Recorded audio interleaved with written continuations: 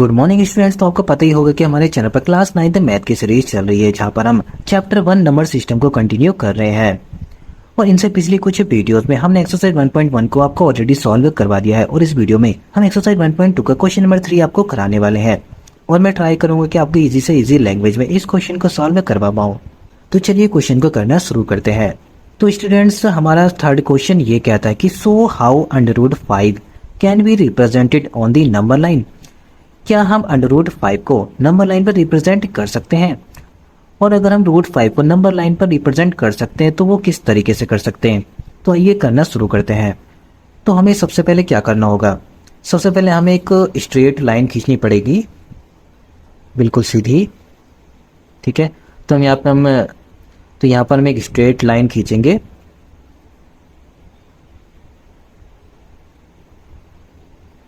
यहाँ पर हमने 6 सेंटीमीटर की एक छोटी सी लाइन खींच दी। ठीक है, अब हम क्या करेंगे, इस लाइन पे छोटे छोटे पॉइंट दे देंगे। ओके,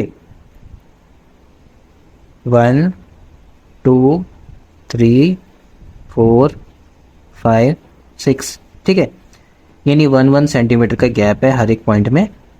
तो इस तरीके से हम हर एक सेंटीमीटर के बीच में क्या कर देंगे, नंबर शो कराएंगे। ठीक है, तो हमें खाली 1 सेंटीमीटर का गैप चाहिए इसमें, बाकी हम अपने हिसाब से इसमें नंबर फिल करेंगे। तो सबसे पहले हम लिखेंगे यहाँ पे 0, उसके बाद लिखेंगे 1, देन 2, देन 3 एंड देन 4।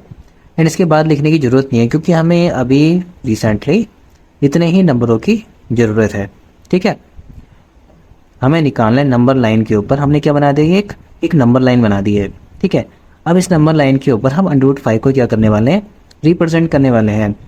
और हमें पता है कि √5 जो है आपका 2 और 3 के बीच में ही कहीं आएगा, क्योंकि इससे छोटा हमारा √4 होता है, जो कि √4 किसका होता है, 2 का अंडर रूट होता है।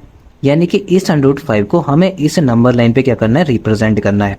और आपको पता ही होगा कि √5 से छोटा हमारा एक √4 होता है, और √4 का जो आपका अंडर रूट होता है √4 का, तो वो कितना होता है, वो होता है आपका 2।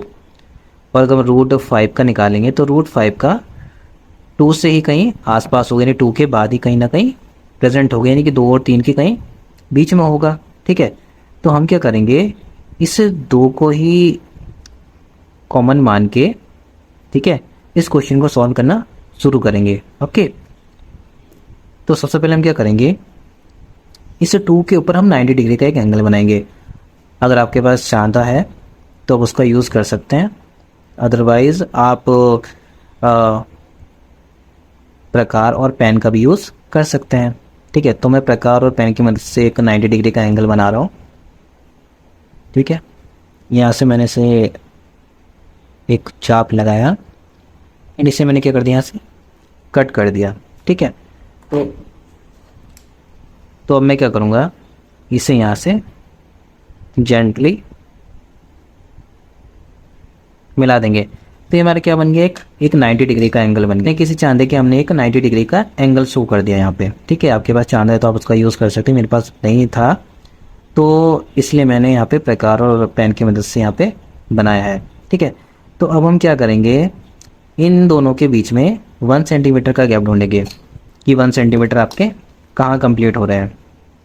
तो हम देखेंगे कि हमारा जो 1 सेंटीमीटर है वो हमारा यहाँ पे शो कर रहा है। कहाँ शो कर रहा है, इस जगह पे। तो हम क्या कर देंगे, यहाँ पे एक आर्क लगा देंगे। ठीक है, और इसको हम कहाँ से टच कर देंगे, इसको मिला देंगे 0 से, क्योंकि हमारी नंबर लाइन की शुरुआत कहाँ से हुई है, 0 से हुई है। तो 0 से इसको हम इस तरीके से टच करा देंगे। ओके, तो ये जो है हमारा यहाँ पर टोटल हमारा कितने यूनिट का बना है, ये हमारा बना है टोटल 2 यूनिट का। ठीक है, फर्स्ट यूनिट और सेकंड यूनिट। ठीक है, यहाँ से यहाँ तक 1 यूनिट और यहाँ से यहाँ तक 2 यूनिट। टोटल कितने यूनिट हो गए, 2 यूनिट। और इसकी जो डिस्टेंस है वो कितनी है, वो है हमारी 1 यूनिट। यहाँ से यहाँ तक कितनी डिस्टेंस हुई हमारी, 1 यूनिट की डिस्टेंस हुई। ठीक है, तो ये हमने क्या किया, यहाँ पे अपने √5 को इस नंबर लाइन पे क्या कर दिया, रिप्रेजेंट कर दिया। अब वही हमें पता कैसे चलेगा कि जो हमने रिप्रेजेंट किया है ये बिल्कुल सही भी है या फिर नहीं है, ठीक है।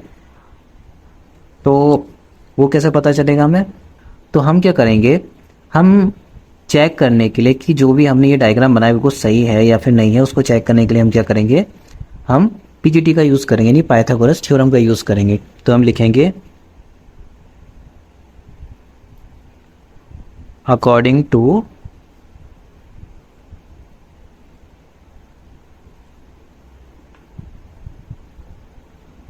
पाइथागोरस थ्योरम, जिसे शॉर्ट में क्या बोलते हैं, पीजीटी, ठीक है। अब पाइथागोरस थ्योरम क्या होती है, हम एक काम करते हैं, इसमें हम इन सभी पॉइंट्स को क्या दे देते हैं, नेम दे देते हैं, ठीक है। तो ये हमारा हो गया ए सी और ये हमारा हो गया बी, ठीक है।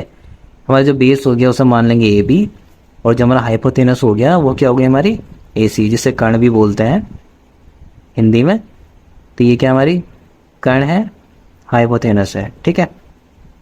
तो ये क्या हमारा, ये हमारा है बेस, यानी कि आधार, ठीक है। और ये क्या हमारी, ये है हमारी हाइट, यानी कि ऊंचाई, ठीक है। तो सारी चीज़ें हमें दी गई हैं, तो पीजीटी में हम इन्हीं की वैल्यू रख देंगे। तो हमारा जो पाइथागोरस थ्योरम होती है वो क्या होती है, हाइपोथेनस का स्क्वायर, ठीक है, इक्वल्स टू हमारा बेस का स्क्वायर प्लस हाइट का स्क्वायर, ठीक है। और हिंदी मीडियम वालों के लिए लिख देता हूँ, जो हिंदी मीडियम के बच्चे हैं, कर्ण स्क्वायर बराबर आधार स्क्वायर प्लस लंब स्क्वायर, ठीक है। ये इंग्लिश मीडियम वाले बच्चों के लिए और ये हिंदी मीडियम वाले बच्चों के लिए है, ठीक है। तो हाइपोटेनस यानी कर्ण क्या है इसमें हमारा, वो है हमारा ए सी, तो ए सी का स्क्वायर, आधार बी, आधार क्या हमारा बेस, बेस है हमारा ए बी, तो हमारा हो गया ए बी का स्क्वायर। और लंब यानी हाइट कितनी है हमारी ऊंचाई, वो है हमारा बी सी, तो हमारा बी सी का स्क्वायर, ठीक है। अब हम क्या करेंगे, हम मान लेंगे कि जैसे हमें ए सी नहीं दी होगी, ए सी हमें नहीं दिया मान लेते हैं, क्योंकि हमें कर्ण तो नहीं दिया था ना, हमें खाली बेस और हाइट दी थी। बेस हमारा 2 यूनिट था और हाइट हमारी 1 यूनिट थी। हमें हाइपोटेनस निकालना है, √5 निकालना, तो कैसे निकालेंगे, ए सी स्क्वायर बराबर ए बी, ए बी का हमारा ये यानी बेस, बेस कितना है हमारा 2 यूनिट, तो हमारा 2 का स्क्वायर हो गया। बी सी यानी हाइट हमारी कितनी है 1 यूनिट है, तो यहाँ हो गया 1 स्क्वायर। तो हमारा ए सी स्क्वायर बराबर 2 का स्क्वायर कितना होता है, 2 का स्क्वायर होता है हमारा 4 और 1 का स्क्वायर होता है हमारा 1। तो ए सी स्क्वायर बराबर 4 और 1 कितना होता है 5। ए सी बराबर हमारे स्क्वायर जो है बराबर के राइट साइड में जाएगा, जब स्क्वायर बराबर के राइट साइड में जाएगा तो ये हमारा बन जाएगा √5। तो ए सी हमारा कितना आ गया √5। अब आप इसको वेरीफाई कर सकते हैं कि क्या ए सी हमारा √5 आ रहा है। जी हाँ, ए सी हमारा कितना आ रहा है √5 ही आ रहा है, और यही हमें क्या करना था, यही हमें इस नंबर लाइन पर रिप्रेजेंट करना था, ठीक है। तो हमने यहाँ पे आपको चित्र के माध्यम से और आपको सॉल्यूशन के माध्यम से समझा दिया है कि किस तरीके से आप √5 को नंबर लाइन पर रिप्रेजेंट कर सकते हैं। तो आपको ये क्वेश्चन समझ में आ गया होगा, और इस क्वेश्चन को लेकर आपको कोई भी डाउट है तो आप कमेंट्स में पूछ सकते हैं।